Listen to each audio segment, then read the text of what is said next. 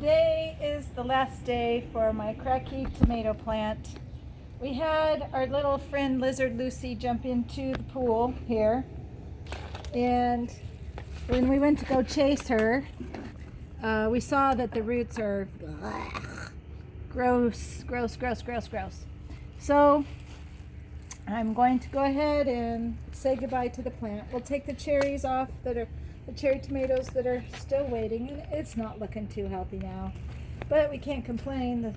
It's 6 months old, so we're going to go ahead and cut off the roots from the plant, dump this out, and retire it for the season. It will be too hot for the rest of the season to keep it going, so that will give us a chance to plant in a pot somewhere in this spot, or yeah, I need to go get my pruning shears.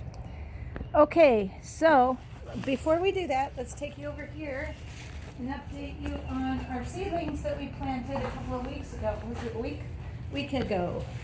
week and 2 days ago? And they sprouted, and we brought them outside, and you can see we're just watering the little sections right here so that we don't have algae growing. And it's a good thing that we labeled the sides, because the kale and the arugula look exactly the same. So we know what we're doing here. So in a couple of days, the roots will come out here in the bottom, and then we'll put them in the jars, and I will update you when that happens. All right, I think that we'll go ahead and go work on this, and probably won't film that part. Thank you for watching. Have a good day.